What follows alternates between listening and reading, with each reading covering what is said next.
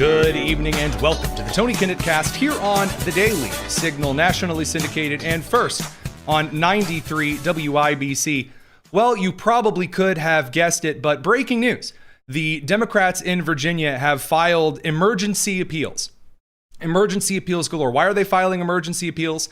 Because the Supreme Court of Virginia, in a 4-3 decision, struck down the constitutional referendum amendment that would do this sort of temporary gerrymander that, of course, earlier on Democrats said they weren't going to do, and then they released a very convoluted ballot measure for. Well, the Supreme Court of Virginia ruled, that was not done correctly or properly or constitutionally.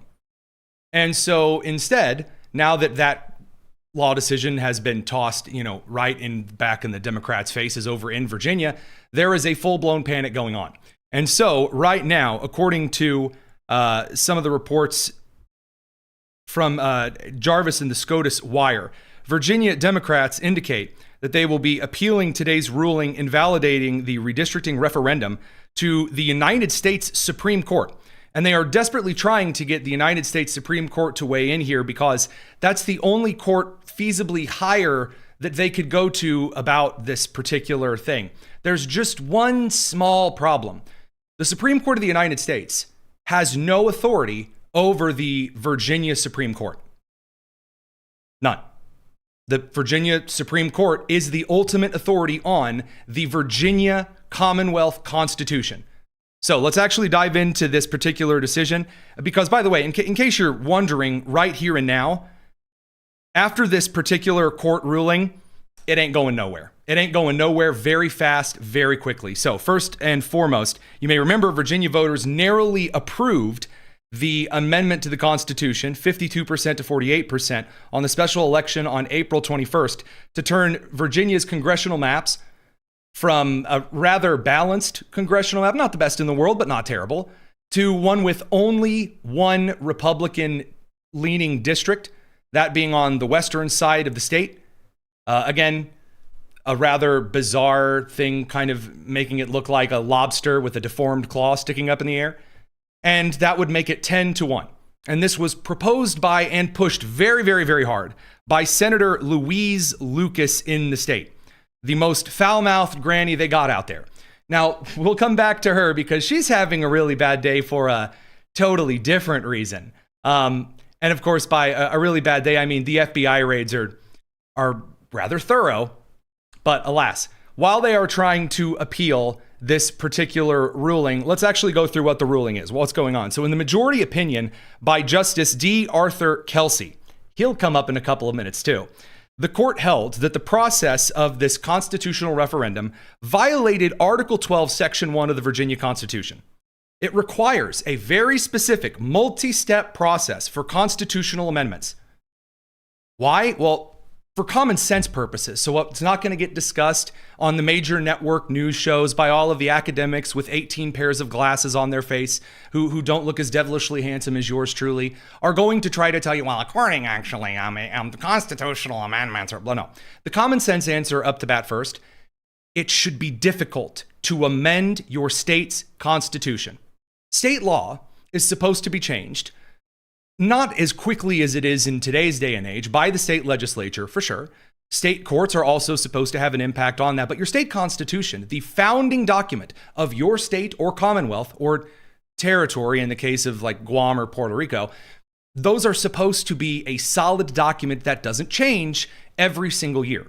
It's certainly not intended for referendums. For little referendums, for temporary measures to sometimes on every third day of June that's worded like a Facebook terms and services agreement, flop all over the ground like a dead fish. No. So that's the common sense answer that you and I understand. Here's the academic brain potato head answer here.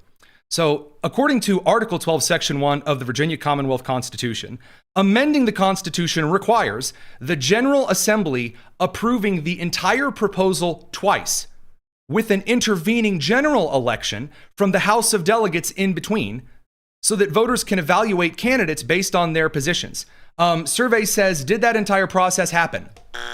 No. In fact, Governor Abigail Spanberger, who ran on not doing this, Little Miss, I was totally going to be moderate, she just took an already in action session for the Virginia state legislature, and then tried to turn that into this emergency mini session, not titled correctly, not filed correctly, not advocated correctly, not voted on correctly, for this emergency gerrymandering constitutional amendment.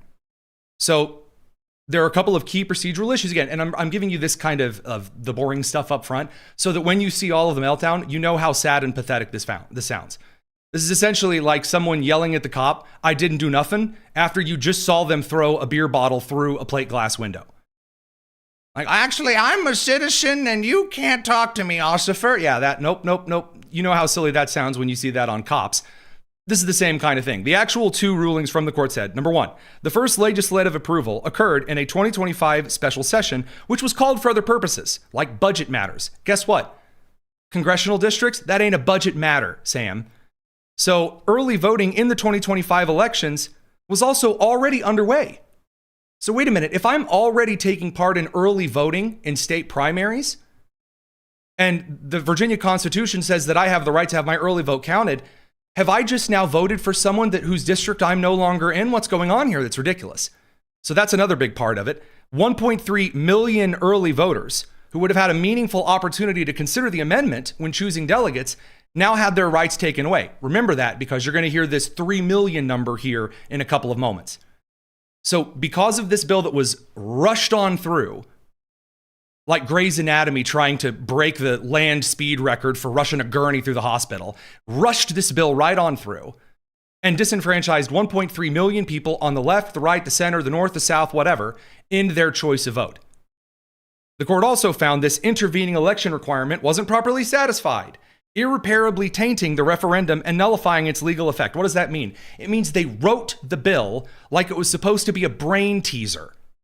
They wrote the bill like a terms and services agreement for a social media application.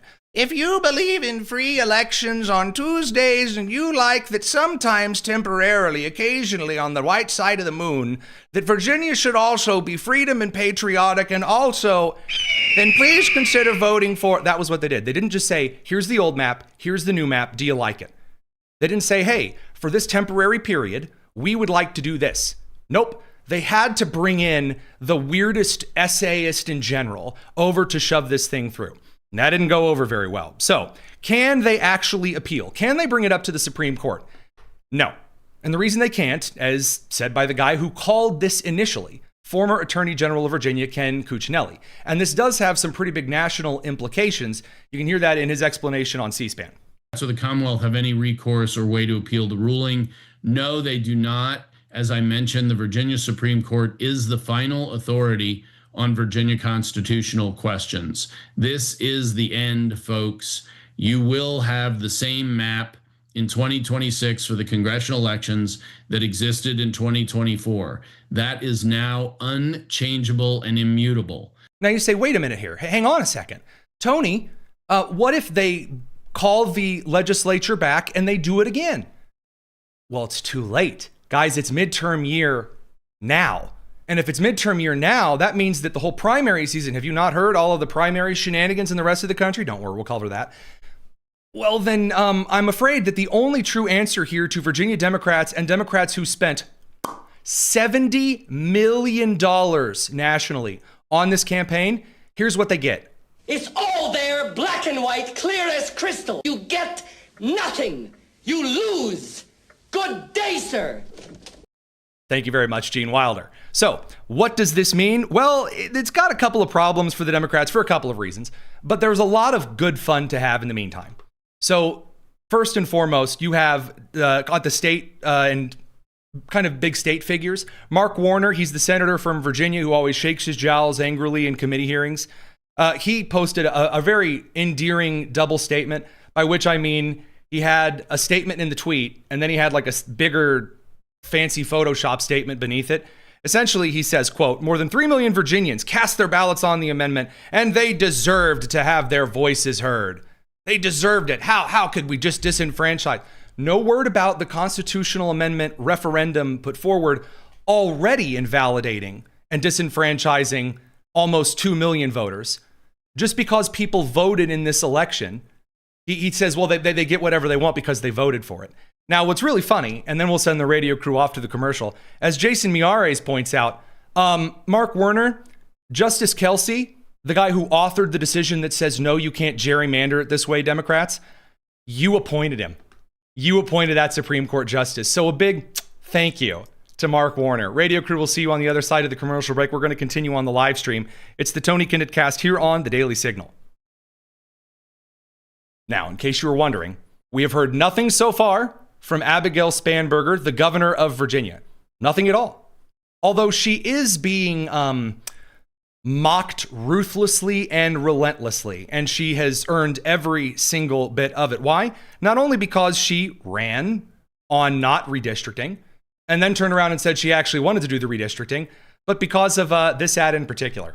I'm Governor Abigail Spanberger, and I'm voting yes on Virginia's redistricting amendment. It's directly in response to what other states decide to do, and a president who says that he's, quote, entitled to more Republican seats before this year's midterms. Our approach is different. It's temporary. It sure was temporary. Incredible. I mean, just, can't get more temporary than that. So Abigail Spanberger hasn't said a damn ding. Chuck Schumer's also been dead silent on this, but I said we were going to kind of work our way up here. There are two classes of people right now. You have the kind of influencer class who's very, very angry. So remember all of those insiders that were championed from the Trump administration, that this, for example, like these angry staffer accounts inside the Trump administration, bringing you the truth. Well, now we're getting the weird professor stupid logic. So first of all, there are a lot of individuals out there that are claiming that, well, if Virginia's redistricting has been struck down, then Tennessee and Florida, who just passed redistricting, that should also be shot down. If not, Virginia should just pull a Tennessee and change the rules to ram it through the legislature. So I've already told you why you can't just ram it through the legislature now. It's too late. It's too late. You can't. However, here's where things get really fun. I got a little secret to tell you. Tennessee and Florida are not under the Virginia Constitution. Yeah. I don't know why I have to be the one to tell you this, but see, the Virginia Constitution, it's for Virginia. Kind of cool how that works, right? See, in the Tennessee Constitution and then the Florida Constitution, see, those are specific to those states. So they spent the entire afternoon yelling and crying and whining. Then we got to Jasmine Crockett. Jasmine Crockett, she was so mad about Tennessee, a state she doesn't live in, and Virginia, a state she doesn't live in, that woman released 3 whole pages of statement. I mean, my goodness. And essentially, it's all about her going, exactly 1 week after the Supreme Court gutted Section 2 of the Voting Rights Act, Republicans in Tennessee decided to pass racist congressional maps that, got rid of a seat represented by a white Democrat. That means now there's a Republican black woman about to win in that election. I thought Jasmine Crockett was all about black women. Oh, no, not really. Anyway, since Donald Trump took office, he has been laser focused on suppressing black voters. Let's stop pretending this is about fair maps or election integrity. I love this. I do, because she was one of the people, one of many, who made it quite clear she was fine for gerrymandering if it was California or back in 2022 when this all started. That's right. This current string of gerrymandering can be traced back to 2022 when Kathy Hochul signed an off-calendar, not the time of the season that you're supposed to approve, New York's latest round of gerrymandering. Texas ended up coming in later, and then it just became a little tit for tat back and forth.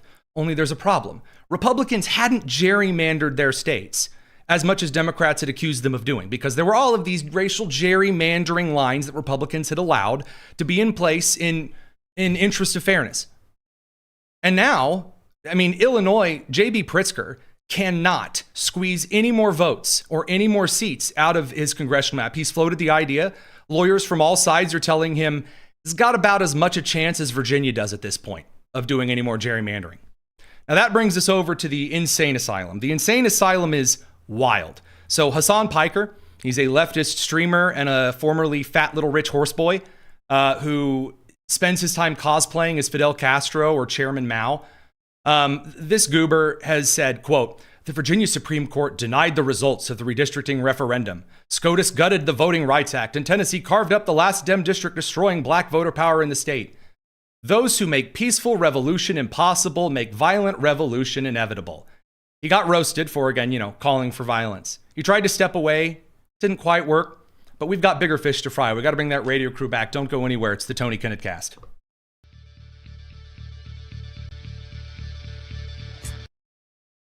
I'll be the one you see. This is the Tony Kinnett Cast on 93 WIBC. It's gonna be May. Welcome back to the Tony Kinnett Cast, guys. It's May, it's here, and it's here with a vengeance. So let's dive in a little bit because the DNC has bigger problems than just this particular race. Now, I could show you clip after clip after clip of all of these people losing their minds and crying. Attorney General Jay Jones. We could talk about Hakeem Jeffries, and we will talk about Hakeem Jeffries because Hakeem Jeffries, after releasing his paragraph over the 3 million Virginia citizens casting their votes, blah, blah, blah, he says a couple of things. Number one, quote, "Our fight is not over. We are just getting started." That's kind of a curious thing for old Hakeem Jeffries to tweet. Because when CNN is among those dunking on you, it ain't looking too good. So first of all, we've already talked about, can they actually just begin and there's other states of opportunity for them? No, there's not. Pennsylvania's not going to do a bunch of slicing and dicing and carving it up. It ain't going to pass. The best other chance the Democrats might sort of have is what, Jersey? That ain't happening either. So what else do they have? Nothing. But that's not the key limit. The key issue is that the DNC, which was several millions of dollars in debt, spent $70 million on this campaign. $70 million of aggressive excitement towards this exact thing. So first of all, CNN slapped Hakeem Jeffries with a good old fact check on the possibility this gerrymandering effort would go forward. This aired today. This is a clip sent to us from Western Lensman over on X. Stellar dude. The law is with us in Virginia. The facts are with us in Virginia. Survey says, where's the law with us in Virginia? Survey says, were the facts with us in Virginia? And the people are with us in Virginia. There's no basis in law or fact for the Virginia Supreme Court under the Constitution that exists, particularly in the aftermath of a people-approved referendum, to do anything other than to allow it to move forward. No, that's not how that works. Again, this mob rule mentality that Democrats constantly bring to the table, you have to do what I want because a lot of people want it. Well, you know what? A lot of people want free ice cream. That doesn't mean that you have a constitutional right to free ice cream. Just because you get a bunch of people out there and they say, I want this, just say this. That doesn't mean that you can just snap your fingers and then hesto presto, everything's amazing. You see this from, for example, there are viral videos going around of protesters, homeless people, who are camping out in like garbage trucks and semi cabs. And when the driver of the garbage truck or the semi goes and opens the door and finds the homeless person laying there yelling, just smelling like garbage, the person sits upright, holds on to the inside of the vehicle and yells, "Free Palestine!" And they start chanting "Free Palestine" over and over. And not only is that incredibly stupid, that does nothing. And here's the best part. It is the only consistent thing that we see out of every single Democrat. I will chant for this, and therefore you must give it to me. No, but that's not the biggest issue for Hakeem Jeffries. You may remember back in February of this year, Hakeem Jeffries was really, really excited about this Virginia fight on this ballot initiative. And he was so ready for this particular fight, he was ready to drop all the money on it, all of it, in a midterm election year where dollars matter. We saw that, for example, in the Indiana primary. The two reasons that Indiana voters cared about the Indiana primary enough to unseat the most by percentage incumbents in any primary election in the last 50 years is because they cared about redistricting. They do. People in America see it as a national issue, even if some people at the state level don't. And number two, there was enough money spent on those elections that the incumbents' piggy banks didn't matter.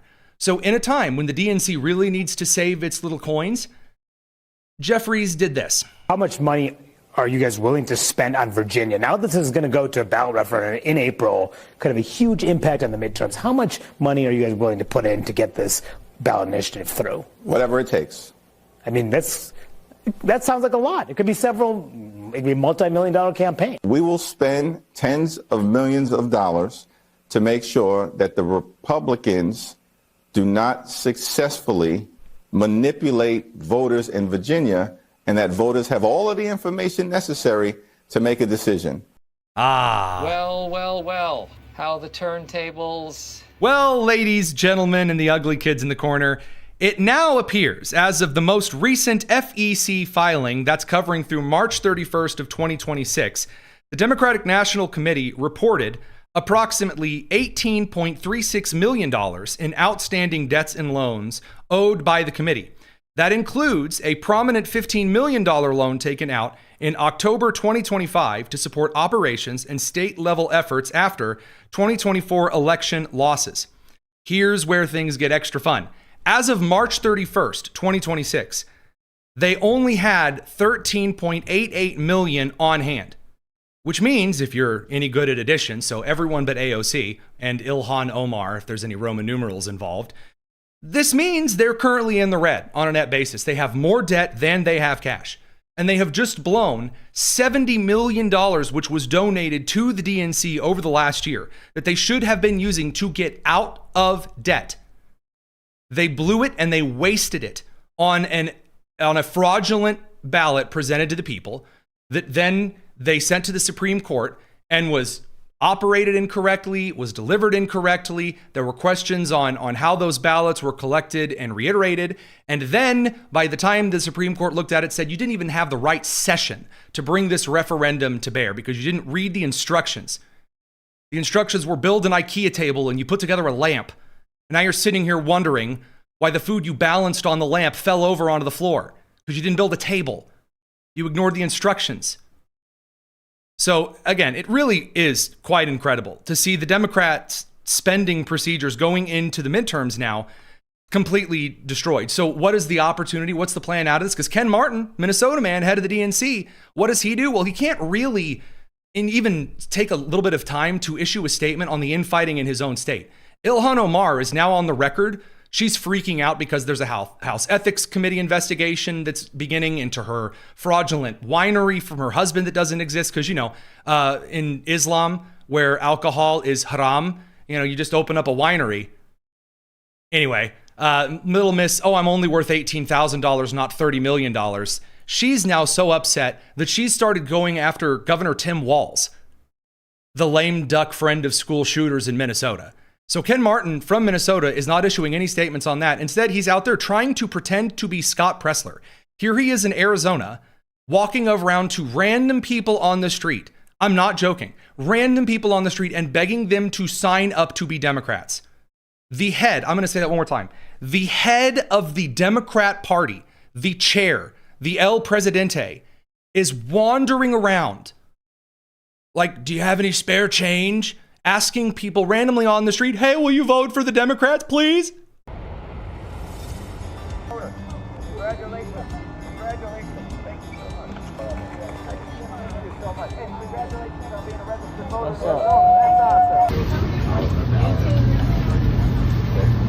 awesome. So, Tony, what are you trying to do here? There are people that are signing up to be Democrats. When there are events like this, and again, I'm talking to the guy who's registered more voters in the last couple of years than anyone else in an individual campaign that I know of. If you have to do jump cuts to different locations that you're signing up voters for, and there's like one person in the shot, it is not going very well at all, Chief. Radio crew will send you to the commercial break. Be on the lookout for Ken Martin. He may try to register you for the DNC. I don't know, standing out on some street corner. It's the Tony Kinnett Cast here on the Daily Signal. All right, well, they're out looking for, the streetwalkers, by, of course, which I mean the president of the DNC. They have suggested, according to his latest post, because he did make a statement about this today, and here's where things get really interesting. He made a little statement. He said the Virginia Supreme Court just rejected the will of the voters. Democrats are exploring every legal pathway to protect the integrity of Virginia's elections. Well, no, not just the legal pathways. We'll get into that. The biggest threat, though, and the reason this is not going in Democrats' favor at all whatsoever, what's coming is the 2030 U.S. Census. So this is a meme posted by Lee Wolf. He's the producer over at Ruthless, great guy. And there's a classic meme, Bart from The Simpsons looking sad, this is the worst day of my life. And Homer says, this is the worst day of your life so far. The Democrats are about to get hit in the kneecaps by the U.S. 2030 census. Because again, people have been fleeing in boatloads, in semi-loads, in bus loads, in planes and trains and automobile loads from California and New York and Illinois and other states that are hellholes to live in for people who work for a living. And if the redistricting is coupled with a loss of a total number of electoral seats, it doesn't matter if California gerrymanders the entire state when they are losing 4, 5, 6 congressional votes, when they're losing the total number of House districts and electoral college votes, because that's the same thing, because people just aren't sticking around for the state. And by the way, that's why Katie Porter, one of the California gubernatorial candidates, was so panicked, so panicked, that in the recent gubernatorial debate, she accidentally let it slip that, well, we got to give, illegal immigrants the right to vote. We got to give illegal immigrants a little something because they're the, what did she say? They're the only group of people, or they're one of the only sources of growth for the state of California right now, which is truly one of the wildest things that you could say on stage. She also dropped the F-bomb on stage and, she got roasted over the coals for being a genuinely terrible person. But that's not as important. Again, I'm trying to keep you on the line of the news this evening because there's so much of it. Additional data has now been released showing, and I'll try to make this picture even a little bigger, even if it covers up my face on the podcast, that there are several states, 11 states plus the District of Columbia, that have more registered voters, set to vote in elections, than there are voting age citizens in the state. That is according to the EAC report by the Census Bureau. And so this isn't just some random think tank out there giving you their take on the data. That is according to the census. Alaska, Colorado, Delaware, DC, Georgia, Kentucky, Maryland, Massachusetts, Michigan, Nevada, New Jersey, and South Dakota all have more people that are registered to vote than are eligible to vote in the state. That's a problem. Now, again, you would say, well, Tony, the answer is passing the Save America Act. I agree, but we've already explained on the show why that's not happening.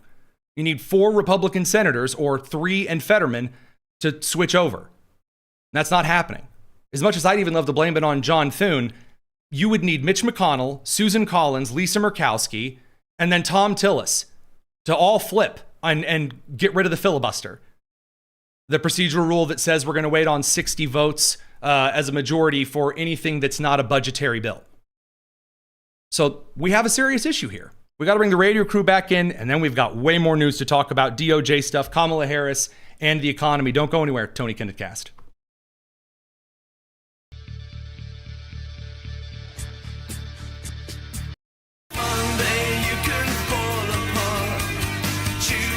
This is the Tony Kinnett Cast on 93 WIBC.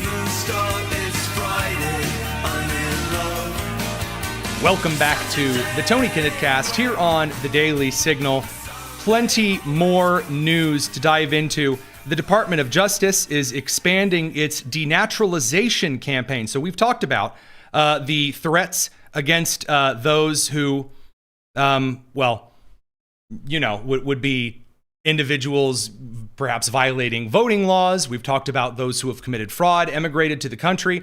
Obviously, Luke Rosiak this week we had on, and Scott Jennings over from the CNN and the Salem crews. And I agreed today, definitely the man of the week for all of the work they have done exposing immigrant fraud in this country. The Department of Justice, according to CBS, is doing far more investigation into what it would actually take to denaturalize those in the country who immigrated here and have been accused of crimes, fraud, and terrorism. Now, this comes in a couple of flavors.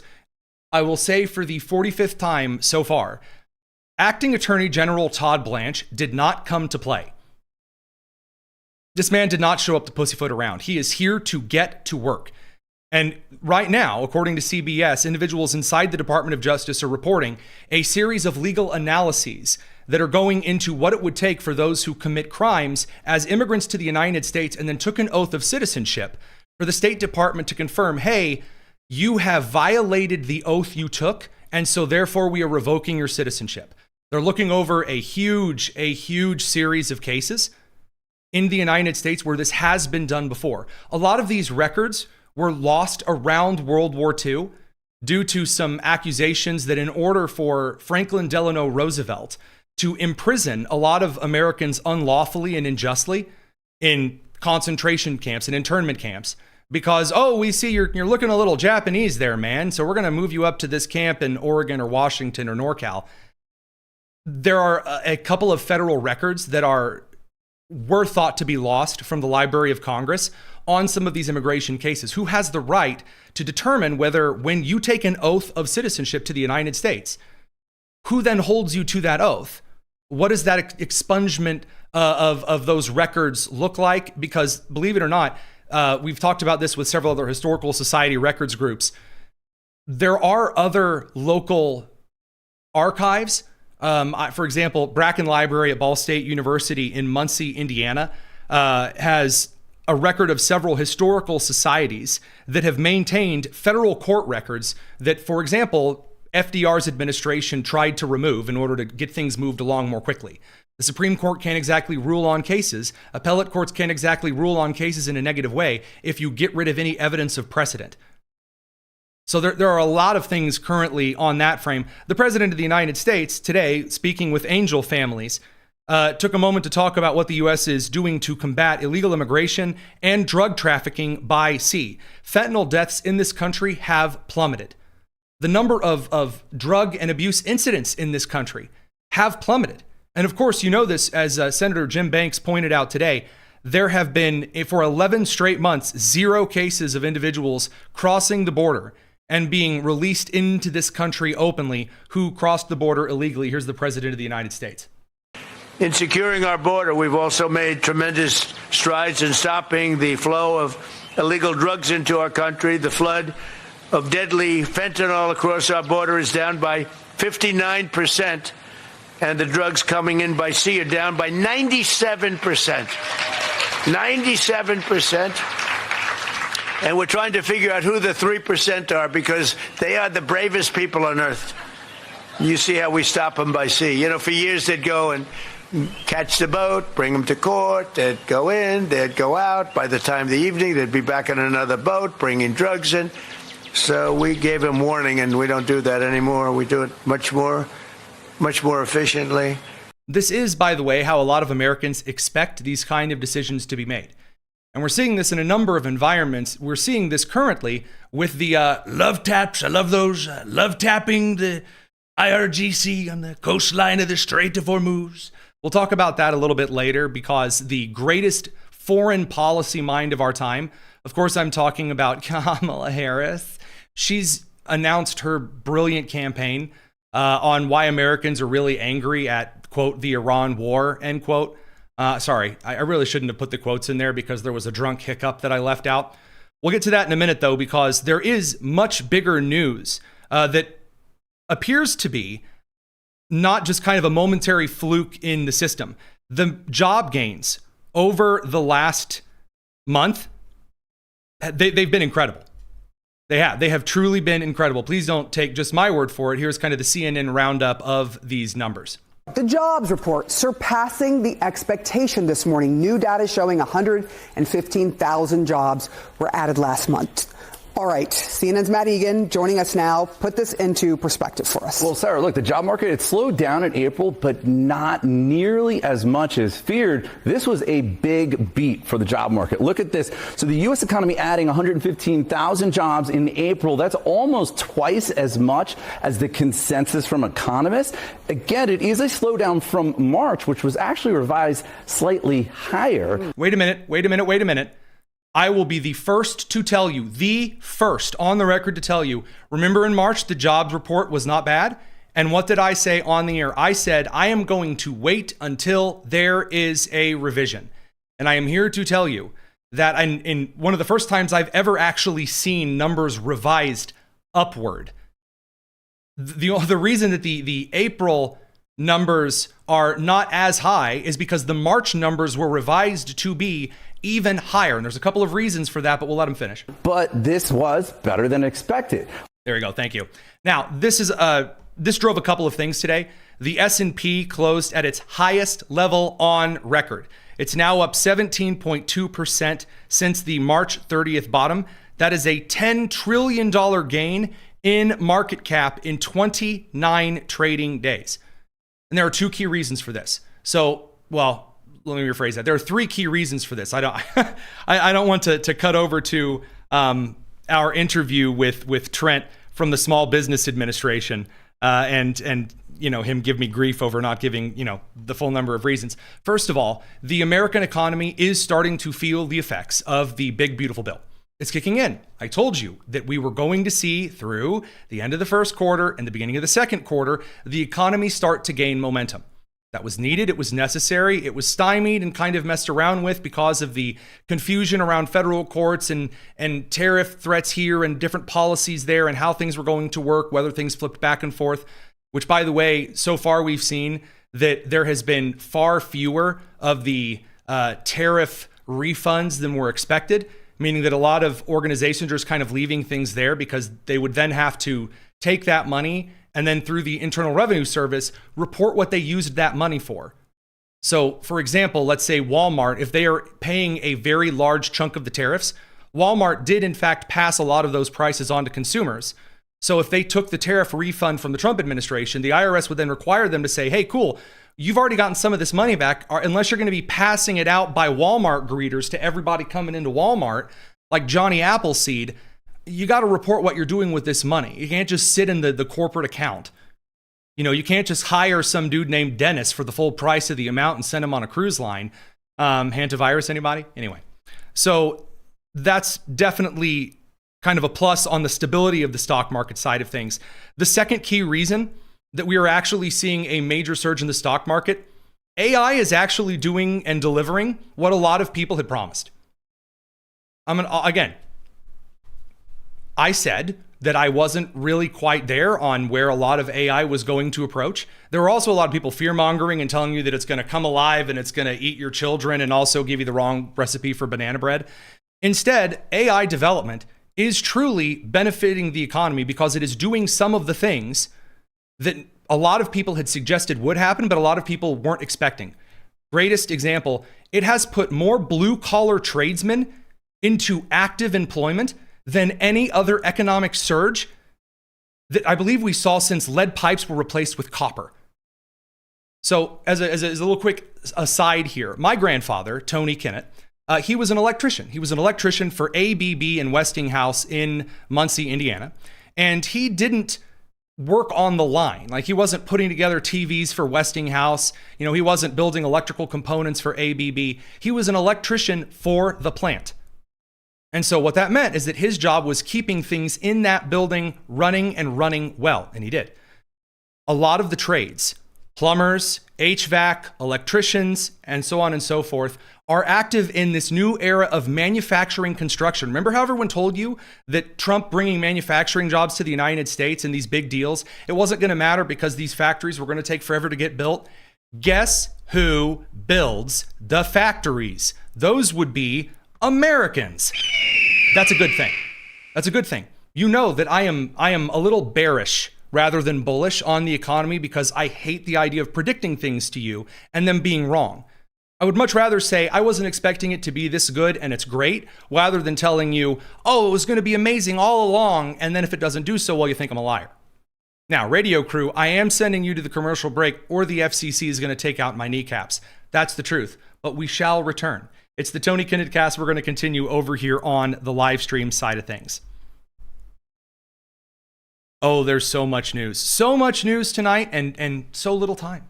So with that said, I do want to get a little bit of conversation here on where the economy is going, and we have a bit of a treat for you. A member of the Small Business Administration will be joining us here in a couple of minutes to talk about the deregulatory process. You know how every farmer or manufacturer or big rig driver, or heck, even guys that just own trucks, will tell you that things are wildly expensive because the Obama and the Biden administrations mandated this crazy climate change diesel monitoring tax stuff. And not to mention shutting down the Keystone Pipeline project, which President Trump just signed a big agreement on, or whether we were talking about all of the emissions controls that were in the entire manufacturing sector. Well, these types of regulations have been taken before the chopping block and held down by the Small Business Administration, while Environmental Protection Agency head Lee Zeldin just swung as hard as his arms could carry and beheaded a lot of these regulatory matters. And it's excellent. So we're going to talk about that here in just a minute. There's one final thing I want to point to, because you might be asking, Tony, wait a minute. What about the gas prices? You know, you're saying a lot of things are up. Gas prices are still high. Yes, they are. However, there were some initial reports that had suggested, at least I believe the New York Post ran with this story, that gas prices were going to be high through the election and there was nothing anyone could do. There are now two separate reports that have emerged, one from the United States and one from Europe, neither of them from right-leaning institutions, just to be clear with you, that have suggested that realistically it could be about 2 or 3 weeks after a finality has been drawn on the Iran situation that oil prices return to normal. And again, because the UAE is leaving OPEC, quite possibly drops through the floor. Because as capitalism often does, when there is a pressure point in one area, new routes, new opportunities are brought forward and innovation occurs. The UAE is going to build the Fujairah pipeline and processing facility better and bigger than ever before. Saudi Arabia is escalating the amount of pipeline mileage. It's extending the pipeline very quickly. Sorry, I know I didn't say that quite so cleanly. But to bring oil, refined and core crude, to the Persian Gulf directly, possibly through Oman with direct deals in that sector, and then also over through closer to the Suez Canal. So kind of trying to go up the western side of the country. The United States, again, President Trump signing an executive order making oil production and energy production a national defense priority. You are seeing some of the permit request processes get rubber stamped on approval. So it would be one thing if this was, again, like the Biden administration, where an economic decision brought forward really bad economic issues forever, that's what people are used to. But what we're seeing is that as soon as this particular point is drawing to a close, and it is absolutely beginning its final throes, you're going to see a major rubber banding effect where things do shoot forward. And that brings us over to the Small Business Administration. So the radio crew is about to come back from commercial, and it's going to be a really good interview. And I see some of the questions in the comments on the AI side of things. Don't you worry, we'll address those over in the mail time segment of the show. Don't go anywhere, more to come. It's the Tony Kinnett Cast here on the Daily Signal.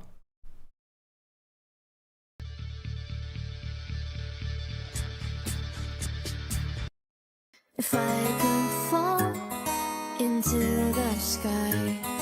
This is the Tony Kinnett Cast on 93 WIBC.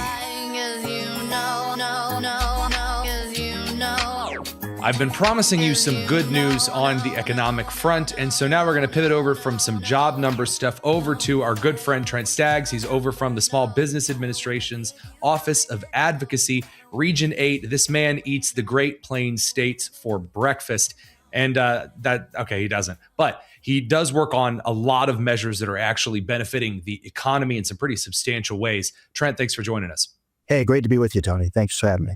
Ton of stuff that we could talk about. I want to focus on two things primarily. I know that you've been talking to a lot of people around the country in roundtable conversations. A lot of people are concerned on kind of the cattle farming, the beef market, the agriculture industry, and then on how we can actually improve oil production and flow regarding pipelines in the country. Tell us some of the stuff that you're working on.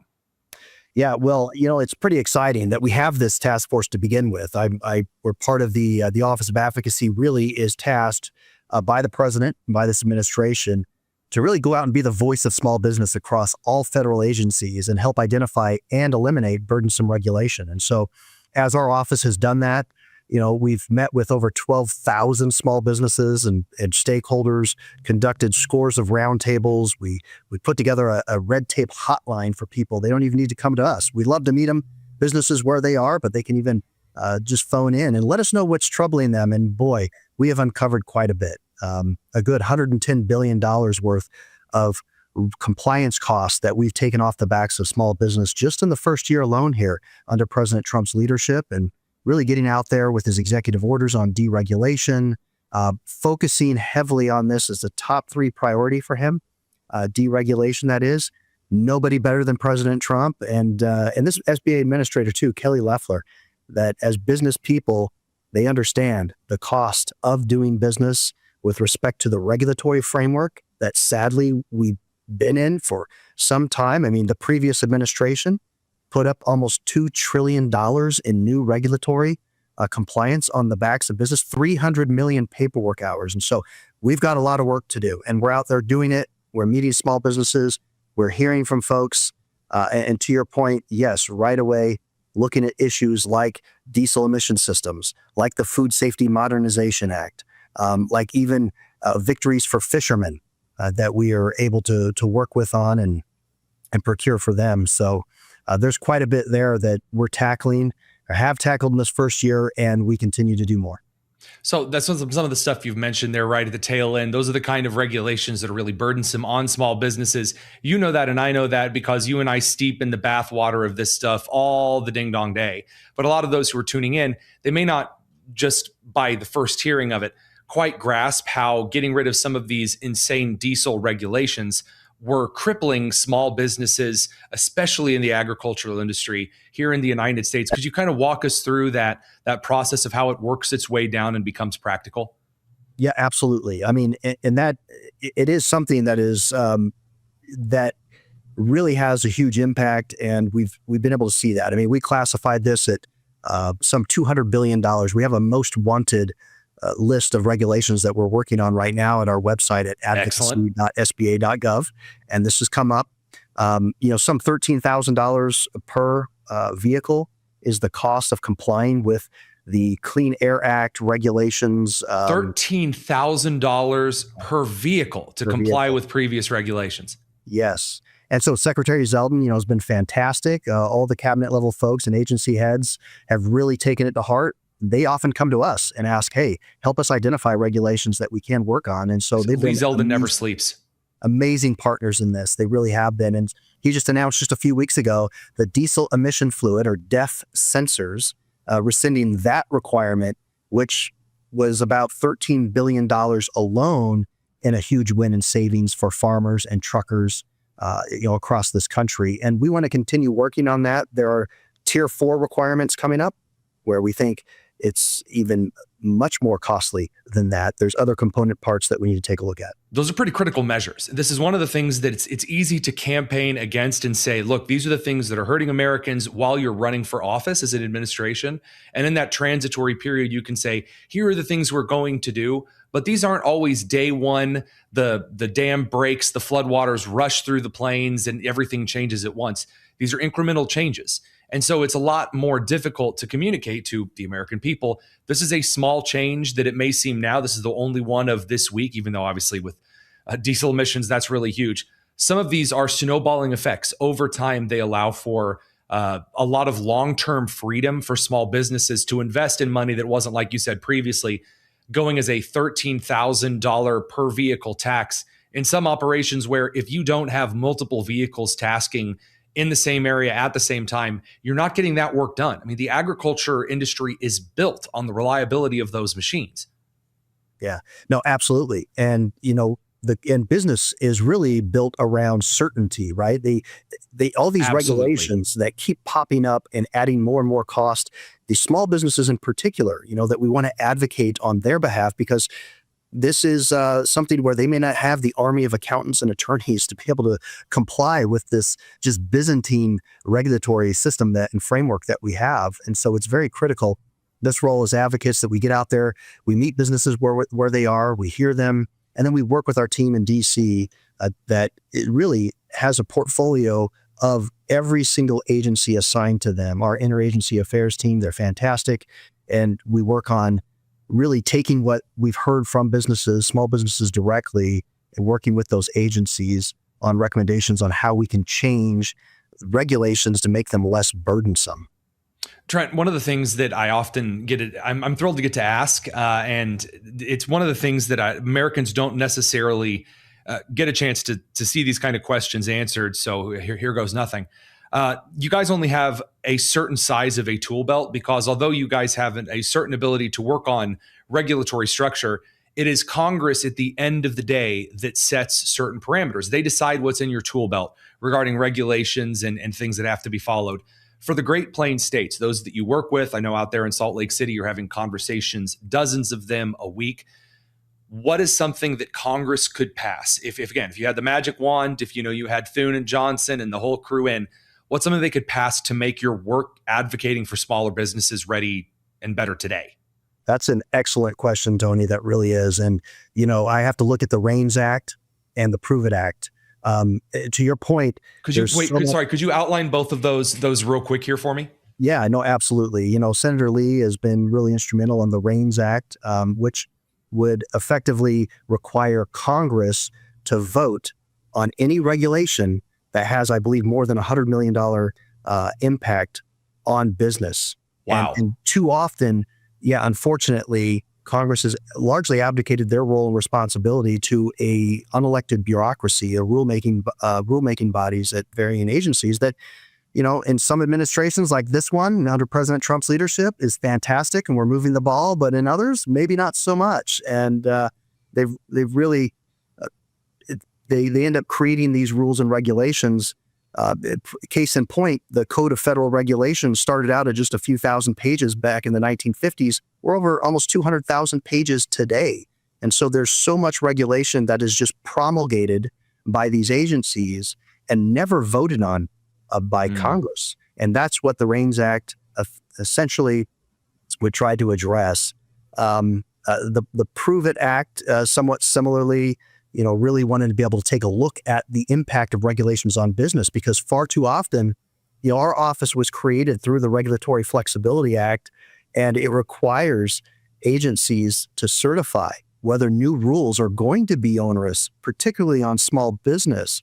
But what we found through our office, we gave testimony before the small business committees of the House and the Senate recently, where we are seeing a lot of what are called ghost certifications or phantom certifications, where these agencies are just effectively rubber stamping these rules, saying they don't have an impact when they truly do. And that has cost really hundreds of billions of dollars in impact on small businesses in particular. And so under this president again, and this administration, we are going after these regulations. Administrator Loeffler indicated that she was standing up a deregulatory strike force. And that's exactly what we do here in the Office of Advocacy, is to go identify those regulations, try to scale them back so that they're far less burdensome on businesses. And to the extent we can do that, just working with the regulatory agencies, we will. But to your point, Tony, yes, Congress could take some action. I think the REINS Act would be a great step in the right direction, along with the Prove It Act. That's Trent Staggs. He is the Region 8 advocate for the Office of Advocacy for the Small Business Administration. Check out the stuff they're doing over at sba.gov. Trent, thank you very much for giving us a couple minutes. Thank you so much for having me.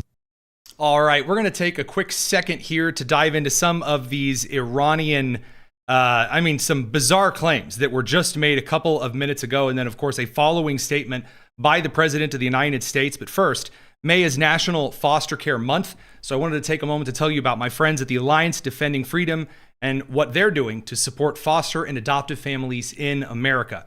Over 300,000 children are in foster care in the U.S. right now. States desperately need parents to step up and meet that need. But in some states, government officials are turning away Christian foster parents, all because of their biblical beliefs on sex and gender. The Alliance Defending Freedom is standing with these parents against this discrimination. Thankfully, they've helped overturn some of these ridiculous state policies. But some states still discriminate against Christian foster parents. The ADF is standing with a family in Washington, for example, whose foster care renewal was restricted because of their faith. Your gift helps parents stand up for their rights in cases like these and cases represented by the Alliance Defending Freedom all over the country. Please consider going to joinadf.com/Tony or text Tony to 83848. That's TONY to 83848. And a huge thank you to them for sponsoring the show. And I say that with personal experience with the ADF and the excellent work that they do. So that brings us over to the very exciting excitement, the real hoots and or hollers of the situation in the Strait of Hormuz and Iran. So right up front and forward, the United States is in, again, kind of a little pseudo standoff with the Iranians over the Strait of Hormuz, meaning that the Iranians tried this little FedEx faxia form that you're supposed to fill out now to totally not get shot at in the Strait of Hormuz. And the U.S. Navy said, no, we're going to be a little bit closer in our blockade. The regime is panicking, and we have different officials that are coming out every day now. That is not a good sign. And for things that do not happen in one day, this is happening in just a couple of days, quicker than many other operations by far in history. So what's going on at the moment? The United States Navy has made it clear that love taps, meaning President Trump's term for the U.S. Navy firing back, that's going to continue. That is absolutely going to continue. Here was the president giving that logic and rationale. What you saw yesterday was U.S. destroyers moving through international waters being fired upon. Correction, sorry. Not the president yet. Secretary of State Marco Rubio making this. By the Iranians, and the U.S. responded defensively to protect itself. That's what you saw. That's separate and distinct from Operation Epic Fury. If you fire a drone or a missile at our destroyer, what are we supposed to do? Let it hit it? We have to respond to it. We have to knock down the missile, and we have to knock out whatever it is that launched that missile. This is a huge change from the Obama, the Biden administration, even back during the George W. Bush administration. After really at the beginning of the end of the Gulf War, when we had destroyed all of the fourth largest army and air force and all the incredible of Saddam Hussein, instead of then treating any attack on the United States as a case for immediate response, we went back to this sort of flippy Vietnam War era garbage, which is if you are attacked, well, we need to look at social and cultural implications and then talk it over in this committee. And then the president sits down with the committee on social affairs, and you don't even end up hitting back. Instead, you'd have Joe Biden, who would get in front of the country and go, which roughly translates to, in 48 hours, we're going to do some kind of a strike at this exact location. Get out while you can. And then they would. Instead, the United States Navy is saying, hey, guess what? We've already got guns pointed in your direction. We'll save you the time of packing up. We've arranged a one-to-one meeting with you and our Lord and Savior, Jesus Christ. It's Judgment Day. The alternative is to let it sink one of our ships. That's crazy. So, of course, we responded to it. Well, I guess, but the point is, if there's not much seizing in the firing, because we've well, you should ask that of the Iranians. There's not much seizing in the firing. What is the Navy supposed to do? Go grab the guy on the shore and put him in timeout? Reporters are sometimes so retarded. And there's a ceasefire. Why are you shooting back at the people shooting at you? Why would you? The only reason that you would carry a gun concealed is if you expected to use it. That's why Kyle Rittenhouse is very, very bad. The middle-aged leftist women over on Facebook are whining about that crap. You, again, the common sense people, often in flyover country, who are watching this show, know far better than the reporter. You know what Rubio is going to say. What does that have to do? You shoot back at the guy who just tried to kill you. What's wrong with people? Of course we responded to it. Well, yes, but the point is, if there's not much seizing in the firing, because we've well, you seen should some ask that of the attacks. Iranians. Don't ask me. We didn't fire. They fired on us. My point is, if you fire at a U.S. Navy ship, what are we supposed to do? Say, oh, there's a ceasefire. We're not going to shoot down your drone. That's a stupid question. That's a stupid position to take. Of course we fired back at them. They were shooting at us. That's what I would expect to do. Only stupid countries don't shoot back when you're shot at. Correct. This is one of the reasons. Again, what Americans are looking for are three things. The first thing they're looking for are results. Americans want results. They don't want to be told something is going to happen and then it not happen. They want results. Now, sometimes that means you can gamble something and Americans won't really like it while it's uncertain. And then after you succeed, Americans are like, yeah, let's go. Again, case in point, the Gulf War. Americans were really nervous when George H.W. sent the coalition and they got on the border. But then after Americans watched the greatest Navy on the face of this freaking earth, the greatest Air Force and Army on the face of this earth, send Saddam Hussein a lovely little reminder that he should have stayed with his pet goats, the American people were all over it. So Americans want results. Number two, they want competent leadership that doesn't embarrass them. They do. They want leadership that doesn't embarrass them. When Vance gets up there, and he has, he's got some personality, obviously. He's very witty, but he's always right to the point. He doesn't play around. He doesn't goof around. It's good stuff. Last but not least, the thing that Americans want the most, more than a walk on the beach, more than watching the Dallas Cowboys or the New England Patriots get humiliated in a Super Bowl, more than watching France surrender. Okay, maybe not more than watching France surrender. What do Americans want the absolute most? They like to see those that they bet on succeed. That's different than just the results. All Americans like it when gas prices go down, except for Gavin Newsom. But more so is Americans saying, I put my bet on this team, on this horse, on this race, and I came away right. Americans, more than just results, they love being right. And Rubio has a very high approval rating because he finishes what he started. He does. In fact, he has the highest approval rating of anyone in the administration. So Rubio is the only guy right now, at least among the popular candidates for 2028, with a net approval rating. He has net approval or net favorability. Rubio is at +4. JD Vance is at -2. Newsom is at -8. According to the call sheet markets, Rubio is the clear favorite to win the 2028 presidency. Rubio at 21%, Vance at 18%, Newsom at 17%. And again, you can say what you want. There are two reasons for that. First of all, and I hate to be this guy, I really do. JD Vance absolutely drew the short end of the stick. He drew the short straw. And the reason he did is he's the vice president. The vice president does nothing. Ever since our very first vice president, John Adams, is like, all right, let's get to work. And then he got in there and he's like, wow, this sucks. That's been a thing for a long time. Even though Trump has made him the fraud czar, he doesn't have the authority to do X, Y, and Z. There's not a whole lot for him to do, and that's not his fault. Rubio is doing every job in Washington, every single one of them. And that does, in fact, have a couple of implications. Sorry, that's more on the analysis side there. What are our boats doing? You may remember the Truxton, the Rafael Peralta, and the Mason were supposedly hit by a bargain bin of drones and missiles and the hoogity boogity by the IRGC. They said, we got those naval ships. We got them. Ha ha. It turns out, no, you didn't. Here are the Truxton, the Rafael Peralta, and the USS Mason operating in the Arabian Sea freely. This is released by CENTCOM.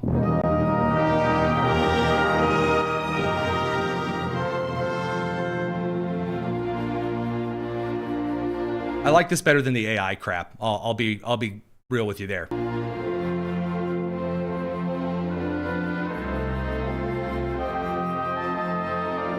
The 250th 4th of July celebration is just going to be incredible. Now, to be clear, the CENTCOM has corrected an earlier statement now saying that the United States forces, instead of disabling 3 vessels to prevent them from leaving or entering Iranian ports, it said, sorry, we got that wrong. It's actually 4. So again, things are not going very well, and you can tell they're not going very well for a couple of reasons. First and foremost, you have Mazaher, a brand new official who no one's ever heard of before, who has now addressed the international media to say Mojtaba Khomeini, the gay one-legged or no-legged son of Ayatollah al-Khomeini, who is not well at all this point. He's actually very well. You just can't see him. He's here with us. When the moon is full, you can still hear him going, just here you go. It says, on the day of the incident, that would be when Muqtada Khomeini felt things get a little close and hot and heavy. He said, I was in the office with Dwight and Pam. Anyway, an airstrike hit an area about 30 meters away from us, where General Shirazi and his colleagues were torn to pieces. Anyway, about 70 or 80 meters away. That's a couple of yards for those of you who have are from a country that's been to the moon. 70 or 80 meters from us, they hit the leader's workplace, and that incident happened. Always a good start when you're going to the Ilhan Omar school of some things happened to describe incidents. During the bombing and the missile attacks, His Eminence Ayatollah Muqtada Husseini Khomeini Linguini Bikini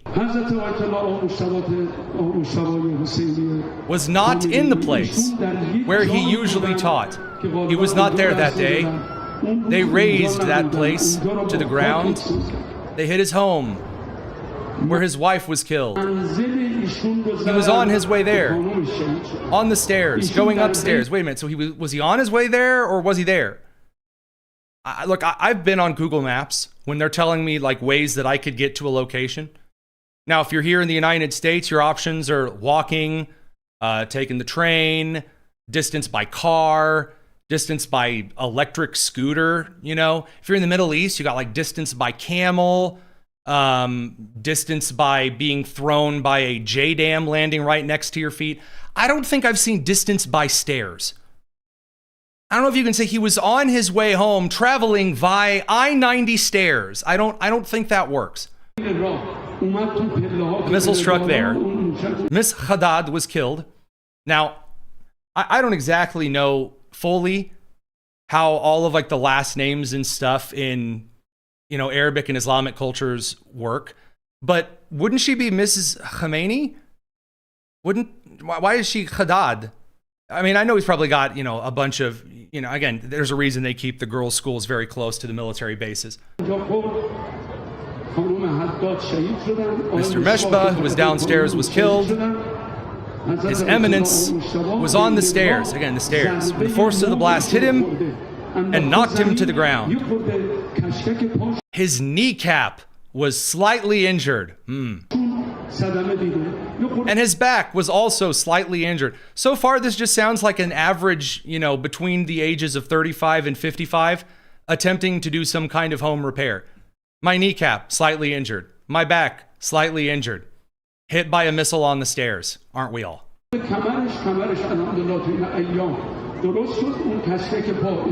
Thank God his back has healed in recent weeks. I really shouldn't say God. Thank Allah, in recent weeks, his back has healed.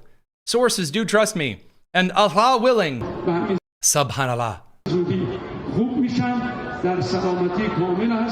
His kneecap will recover very soon. See, that's why you haven't heard anything from him, because his kneecap and his back was injured. I by the way, I truly get this. There were a couple of weeks ago, I hurt my back. You may have noticed because on the stream I looked like Batman. You're not really doing a whole lot of the turn in the neck and the back there. You may have also noticed I was still on camera, because hurting your back or your kneecap doesn't prevent you from addressing the country. So, not looking too good there. Now, President Trump has announced that if the Iranians think this is just going to go on forever and ever and ever and ever, amen. This is actually about 40 minutes ago that he made this statement in front of Marine Force One. So sorry, there's going to be some helicopter noises. That maybe we'll just go ahead and send the Navy up there and they'll just landscape the coastline of the Strait of Hormuz permanently. We'll go a different route if everything gets to get signed up and buttoned up. You can't really hear that. I know. That's because this is, me, this is the thing that sucks about these kind of interviews. What the president is saying, over the is we'll restart Project Freedom if we have to. I'm gonna make sure here that was one line of what he said. I'm gonna see what the actual full text is. He said, "We may go back to Project Freedom if things don't happen, but it'll be Project Freedom Plus, meaning Project Freedom plus other things." Project Freedom Plus. It's exciting. It's like a whole new version of Microsoft Office. I'm kind of excited. We'll see what's going on there. So again, those are kind of your updates. The other Gulf states, not a whole lot of breaking news on that side of things. On the rest of the international side, Secretary of Rubio has made it clear regarding the Cuban government that they're not only going to continue sanctions on, again, the Cuban regime, but also on companies that try to facilitate aid specifically to the Cuban regime. Now, here's the statement by Secretary Rubio on that. Come back to Cuba a little bit. The United States, including yesterday, are ramping up sanctions against Cuba, the regime, and all that. With the exchange with the Pope, did you feel any convergence of views on that and on the U.S. policy? Let me clarify something for you. Our sanctions are against a company named Gaesa. Yeah. Okay. This is a holding company set up by generals in Cuba that has generated billions of dollars of revenue, none of which benefits the Cuban people. Not 1 cent of it benefits the Cuban people. You understand this, right? I don't know if you know this. There's the Cuban government, and they have a budget, and then there's this private company that has more money than the government does. None of the money in that company goes to build a single road, a single bridge, provide a single grain of rice to a single Cuban, other than the people that are part of Gaesa. So that's what we're sanctioning, is a company that basically is taking anything that makes money in Cuba and illegally putting it into the pockets of a few regime insiders. So that's... Again, correct. Correct. Now, last but not least, the President of the United States is celebrating a 3-day ceasefire between Russia and Ukraine, May 9th, 10th, and 11th. That's Russia, celebrating Victory Day in World War II. So the president was excited about that. Kind of an expected ceasefire. That war is winding to a close as well because the promise of drone warfare changing things forever. It's kind of not. It's annoying, but the countermeasures for drones are far, far more advanced and are advancing more quickly than drones themselves are able to advance. Because you can point a lot of different things in a lot of different visible and not visible spectrums and do some fun stuff with drones. And I now legally have to stop talking because I'm redacted. Now, not redacted, I've already gotten so many questions. Tony, what do you think about the UFO release? What do you think about the aliens? What do you think about the secrets and the pictures and images from the moon and space and the sky? I don't. I have other crap to worry about right now than what people are telling you is like, oh wow, it's incredible. Oh man, the FBI, this one guy that they later ruled was drunk and his license was later revoked as an agent. He said there were 4-foot men that were climbing out of vehicles. First of all, that's just any town in France. And then also, number two, if there were aliens, which I'm sorry, he's a former biology teacher and an avid Baptist, I'm going to tell you no, and no. But if there were, I am sure that all of you will join me in bullying in the most xenophobic fashion possible any other creature in this galaxy who claims to be great that was not, as scripture says, made in the image of God. So I really don't care. I think that what a lot of this is, at least in like the, oh gosh, it's crazy. Oh wow. I think this is just like, let's go ahead and release it. It's fine, whatever. I will say that I noticed there were a couple of former pages up by our dear friends over at Lockheed that went down immediately into 404 not found pages. My pals over at the Skunk Works, little something there. But anyway, I'm sorry. I know you're expecting me to be like, oh, the UFOs, but the moon landing was fake. But UFOs, that kind of crap. Nah, you knew I wasn't really going to give a flying wooden nickel about that. The coolest event ever to happen in space is once when we were testing nuclear devices, we had built a little fake town, including a fake sewer system.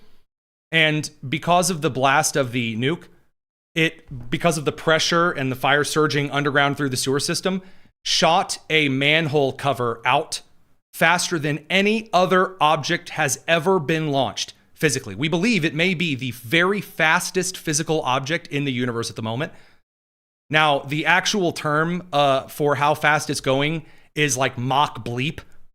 I mean, we have the capability of launching interstellar destruction devices that make the Holdo maneuver look like a ping pong slap anytime we want. That's the only thing about that I kind of think is really cool. So there you go. That said, I think that just for time's sake tonight, I'm going to pivot over to a little bit of mail time. So we're going to get a little of that in our system because you guys have asked some really cool questions.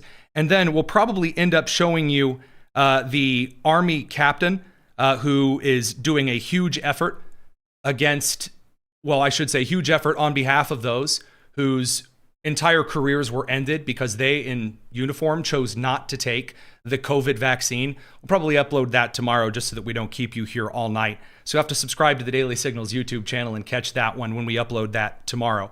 So those things all said, allow us to get into a little bit of mail time. Mail time. Mail time. On the Tony Kinnett Cast. All right, so for mail time, here's kind of our rules. We try to take the questions that come in. We try to keep an eye on the live chat kind of things, but it's a little difficult because you guys are chatterboxes and we love it. And so over in our Discord channel, you can find again the link to that in the description.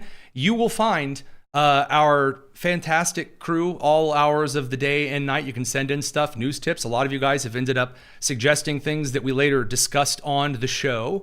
And then there's a little mail time channel. And that allows me in this beautiful, organized fashion to read the mail time stuff. And I don't have to give my producers vertigo from trying to follow the chat. So that said, there are a couple of fun things I wanted to tackle. There's Lewis Weisser. Please address the UFO news. There's a lot of speculation going on so far. It doesn't impress me. What's going on in the UK? Is from Gretchen Davenport. Yes. So the Reform Party, which is kind of the more populist side of the UK's right, they won an incredible amount of local elections, local county seats. I want to get the actual number here set up. Keir Starmer's Labour Party hemorrhaged really, really badly. According to the preliminary results, Nigel Farage's Reform UK has secured a landslide victory in England, winning 1,414 seats in local councils. Now, that is an increase of 1,412 seats in the previous election. That's pretty incredible. How many seats did the Labour Party lose in local council seats? They lost 1,358 seats. That is a bloodbath. And a bloody good one, isn't it? I mean, really, that is incredible. And by the way, the key reason why, also in Scotland, while the left-wing nationalist SNP party retained its lead for the fifth consecutive time with 57 seats, Labour lost 3 seats, finishing with 17. The Reform Party won 15 seats for the first time. In the Welsh Parliament, Labour slumped to third place with just 9 seats. The Party of Wales took first place, while the Reform in the UK took second. So 34 seats taken by the Reform Party in the Welsh area in Wales. So why? Because they're tired of like the whole Muslim migrant thing. That's why. The Muslim migrant thing.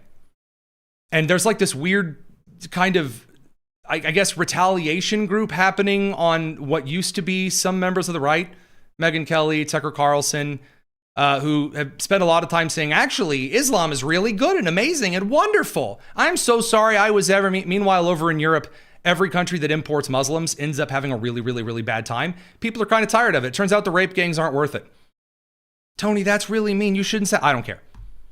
Unlike some people, I don't base my success off of our YouTube numbers alone. And even though we are, what is it right now, tripling Megyn Kelly's numbers on the YouTube she's so proud of, our advertising budget right now, $0. So, I don't know, maybe Americans really don't like simping for the Muslims they're currently throwing out of the United Kingdom. or Texas, because Governor Greg Abbott is getting ready to go after, or is currently in the middle of going after, the Council on American Islamic Relations, which is a horrible, horrible group. And I know because I've spoken with many of them quite a bit. I've also been to the Middle East a couple of times, so I kind of know what, you kind of see it in person. Also, CARE is going to have to testify before Congress, according to Representative Chip Roy. So that, again, it's really, really good stuff. I'm happy to see that. All right, next mail time question. From Steve on the mail time side of Discord. What do you think is Trump's greatest first term achievement? The Supreme Court. Undoubtedly. It's the Supreme Court of the United States. It doesn't even come close. The second term, it depends. There are some who have said that it's still the Supreme Court from the first administration.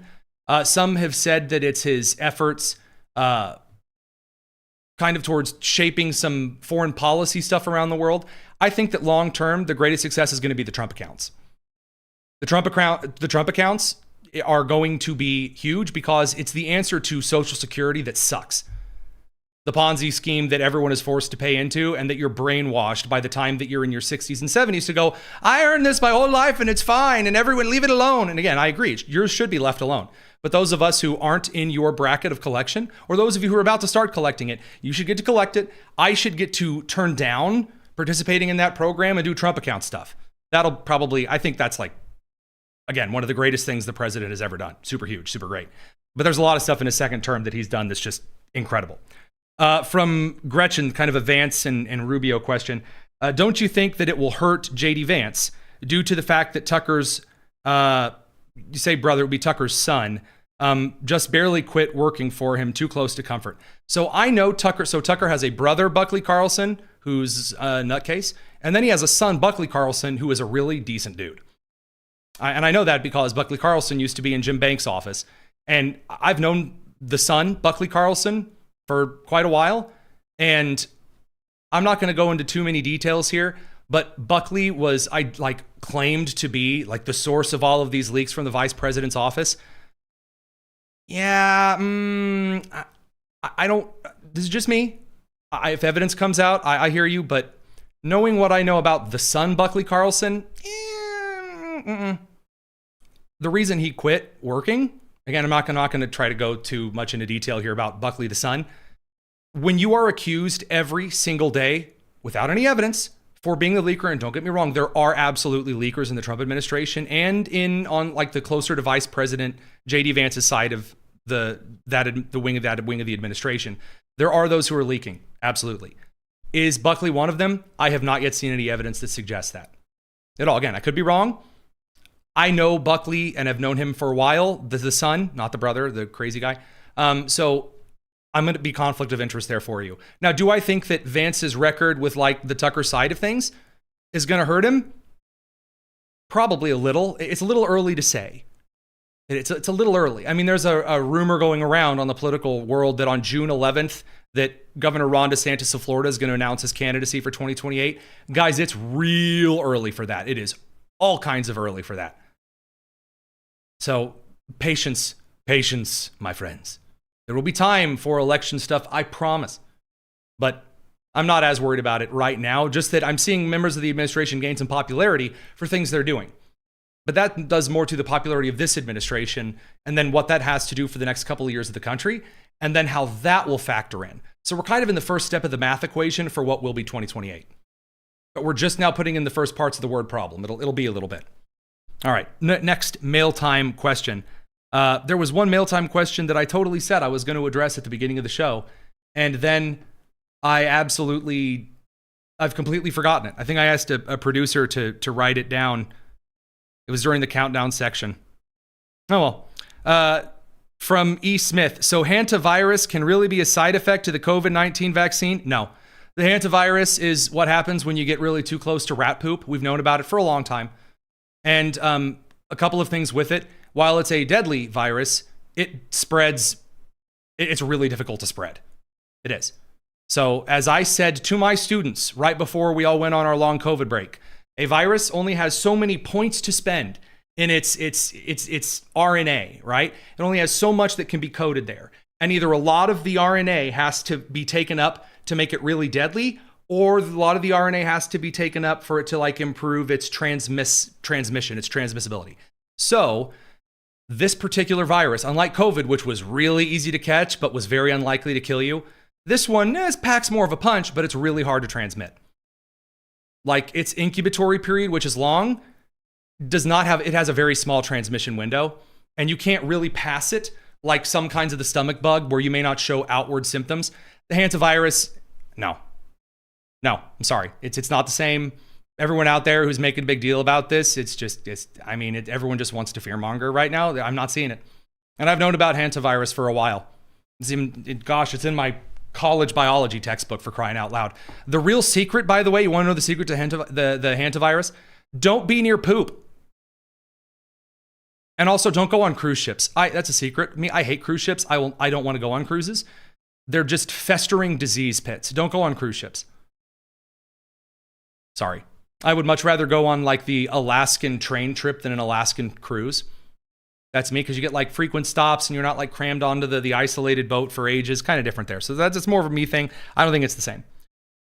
Who could ever be the Secretary of State after Marco Rubio? From CE Will. To answer that question, there's always a person to pop up. Always. There are a lot of people that said that Todd Blanche was just going to be, oh, terrible. Remember that one time, the Obama thing? And I said, hang on there. Hold on there, sad sackery. And he's been great. There's always another person. The bench on the right is far deeper and wider than the bench on the left. That's usually because J.B. Pritzker's so big, he's taken up the whole bench, you know? Oh, Brandon Peterman, $5 super chat. You are a hero. The F-14 Tomcat Preservation Bill, the Maverick Act. Okay, so there is a bill right now that I believe requests 3 of the F-14 Tomcats to be put into a preservation routine and other replacement parts for the F-14 Tomcat to be made and kept on standby, I believe is the general summary of the bill. It's great. I love preserving amazing aircraft. I do. Sorry, guilty as charged. I love it. No matter how slow the MQ-1C Gray Eagle gets, flying slower than the MQ-9 Reaper, I will always love it. I will. And the way that you can cut your hand on the propeller because they hadn't figured that out yet. I've said too much. Anyway, on older aircraft, when it comes to the A-10, I say make a modern version of it. For the F-14, again, just a game changer for the American service. The F-14 Tomcat absolutely should be preserved. And if Elizabeth Warren spikes it in the Senate, I hope they load her into a catapult and launch her as target practice for the F-14 Tomcat. With paintballs, of course. Just for fun. Be a good thing. Like in Duck Hunt, where if you'd shoot the can, it'd bounce up in the air a little bit. You know what I'm saying? I'm just saying, like, don't let us have F-14 Tomcats. So that thing. What do I think of Melania? I do not care about the First Lady of the United States ever. I don't. This is the other secret about me. I don't care. Remember how I didn't ever mention the documentary on Melania? I don't care. I didn't elect the First Lady of the United States. She's really nice. She is. She's great. I think she's a nice person. Super. But I didn't elect you. I didn't elect Michelle Obama. Didn't elect Barbara Bush. Didn't elect Dr. Gillenstein. I didn't know. I don't care who the First Lady of the United States is. I don't care who the spouses of a lot of people are, for the record, on things. Now, if you get out there and you start issuing political opinions, well, then I'm going to smack down your political opinion. But for example, just because Vice President J.D. Vance is the vice president, does that mean I get to go after Usha like Jennifer Welch does? No, that's really disgusting and gross and terrible and wicked and evil. In the same way, you don't often hear me going after Michelle as much. Now, Michelle, when she gets out there and she gives her own political takes on how awful and terrible and evil and, oh, it's so sad being a black woman, I'm just so sad. Then I make fun of that because that's just stupid. But just by the merits of being the wife of somebody or the husband of somebody, I don't really care about that as much. Again, that's why I also didn't spend a ton of time on Kristi Noem's husband with the big balloon boobs. I don't care. You're a spouse. People who spend a lot of time focusing on the First Lady of the United States, no matter who they are weird. So, we're going to be making a lot of people a little grumpy this evening. Let's see. I've got one final. On the DNC and the debt. So, because the DNC is under a huge ton of debt, should they be banned from operating as a political party? No, that's not how it works. But if the DNC is bankrupt and they are in debt, should those things be called forward and perhaps members of the, should there be a bankruptcy notification in offices that are closed? Yeah, you can still run as a Democrat, but yeah, there should be some financial penalties. If you're bankrupt, you're out. And does that mean, again, the party's defunct? No, it doesn't quite work like that. But the DNC is not the Democrats. They still have to do things by convention and signatures and everything else. So, for example, the Indiana Republican Party can't really stop me as much as they really try. There's a huge debate in Indiana about if the Republican Party can stop you from running as a Republican. The convention can decide, but it's really the state party apparatus can't just boot you out for kicks and giggles. There's official processes. So the same with financial issues. It doesn't quite work like that, although I like the spirit. Did Kamala ever pay the DNC back from Irish Baby? No, she didn't. One of the reasons they're in debt, because they make really bad financial decisions. Kamala Harris was a huge thing. From Moldegard, double plus good to you. To producer Jen, will you ask Tony if the male time harmony is a major or a dominant seventh? It is a G seventh chord. So it is G, B, D, and then F natural. So it's just a classic G seventh, and it is simply me doing the barbershop of the Blues Clues mail time. So mail time, mail time, mail time. I take it back. The Tony Kinnett Cast. It is a G ninth. It's G ninth. At the end there, I go up and I hit the A above the next G. So it's a G ninth. But it's not a G major ninth. Then it would have been an F sharp instead. So sorry, the pianist in me wants to go into that, but I don't want to bore everyone else here right now. I need to do another musical episode sometime. Just have the piano out and do some dinner theater for the show. I haven't done that in a very, very long time. Might have to bring that one back. There's a couple of other, some of these questions are a little inappropriate. Last one I'll answer from David here. In states like Maine that are not compliant with federal requests for voter rolls, can they have their election stayed or suspended or invalidated due to non-compliance with federal laws? This is a Supreme Court case in the making. So no, you can't just ban people from sending people to Congress. No. Now, by the way, the real answer to this, so this is the fun thing, state legislatures were supposed to be the ones who sent people to Congress. It was your state legislature that certified elections to send your representative, and your state legislature that sent senators to DC. That was how it was supposed to be. It wasn't supposed to be the federal government watching over every individual election. Same with the Electoral College. That's why states and their electoral members that are the same number as the representative seats are what's supposed to certify the election.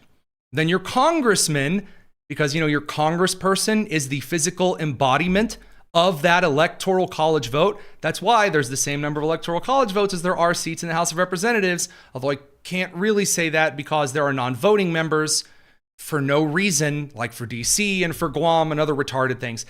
The founders knew what they were doing. We instituted all of these silly, goofy rules that don't make any sense.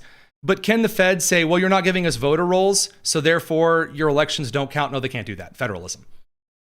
Now, if Congress passes a law and the Supreme Court confirms it, yes, this is going to be argued here pretty soon. And it's probably going to have to do with the 2030 census. It's probably not going to come any sooner unless you see people get violent and or stupid around midterm. Then it comes right now. So we'll see. That's kind of the top. There's a lot of rules regarding elections. Some of those are just a little more, difficult.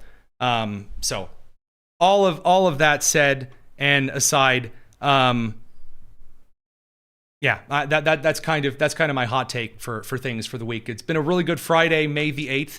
Hopefully you guys have a wonderful weekend. If any big shenanigans happen over the weekend, we'll come back out live and do it again. Other than that, we'll see you on Monday, 7 p.m. Eastern, to get started with another exciting, real hoot of a time here on the Tony Kinnett Cast. We'll make sure that interview, and it's a really, really good one, with an Army veteran who was kicked out of the service for not taking the COVID-19 vaccine. We'll upload that tomorrow. Don't miss it. Subscribe to the Daily Signal channel. It's the Tony Kinnett Cast here on the Daily Signal, nationally syndicated and first on 93 WIBC. Y'all, take care.